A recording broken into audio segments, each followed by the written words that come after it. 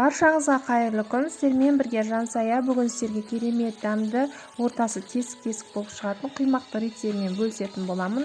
Видеоның соңына дейін менімен бірге болыңыздар. Видеоны жылжытпай, үзбей қараңыздар. Қоңырауша белгіні басып, тіркелуді ұмытпаңыздар. Ең алдымен бізге 4 дана жұмыртқа керек. 4 дана жұмыртқамызды езіп аламыз. Осының мен қазір үлкен порция жасап жатырмын. Осының жартысымен істесеңіздер болады. Аз адам болса 6 ас қасық құмшекер саламын. Егер тәттілеу қаласаңыздар, кішкене тағы да құмшекер салып істесеңіздер болады. Араластырып аламыз. 1 шай қасық тұзымызды саламыз. Ұнымызды осылай бөліп салып отырамыз. Аз ғана ұн салып араластырамыз. Сүтімізді құямыз. Сүтіміз ыстықтау болуы керек. Араластырамыз. Ұнымызды саламыз. Тағы да араластырамыз. Тағы да сүтімізден құямыз. Араластырамыз. Ұнымызды саламыз. Араластырамыз. Осылай бөліп істесеңіздер, құймақтарыңыз өте дәмді болып шығады. Қазір менің құйып жатқан ақ суым ыстық қайнаған су. Осылай бөліп бұны да құямыз. Бірденен құйып жібермеңіздер. Өйткені қайнаған су бөліп араластыру керек. Салқын су, жылы су болмайды. Ыстықтау болу керек суларыңыз.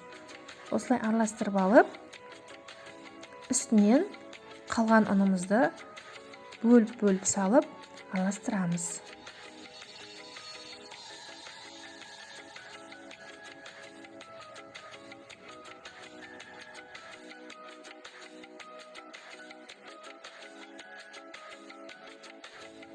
Араластырып алдық.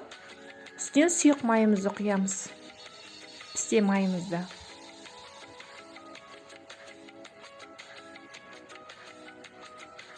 Бір шай қасық нан содасын саламыз.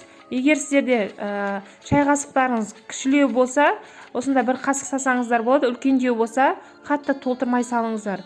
Нан соданың ешқандай зияны жоқ. Құймақтарыңыз көп болып кетсе, құймақтарыңыз кішкене қышқылдау болады. Бірақ ешқандай зияны жоқ. Табамызды қыздырып, алғашқыда осылай бір мәрте майлаймыз. Одан кейін майлаудың қажеті де жоқ. Табамызды қыздырып аламыз. Сөйтіп барып осылай құймақты құямыз. Сол кезде құймағымыздың арасы осылай тесік болып пісіп шығады.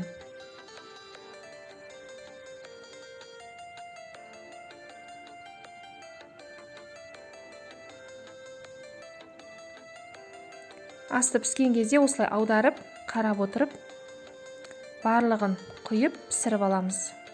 Күшті болып көтеріліп, арасы тесік болып шығып жатыр. Өте дәмді, таза сүтке піскен сияқты болып пісіп шығады. Қаласаңыздар, осы күйінше қаймаққа батырып жесеңіздер болады.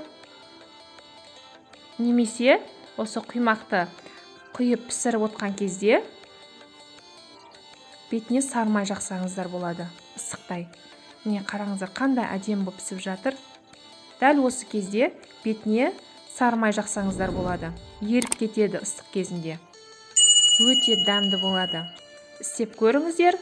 Менімен бірге видеоның соңына дейін болғандарыңыз үшін рахмет. Тіркеліп, қоңырауша белгіні басып қойды ұмытпаңыздар. Ас болсын.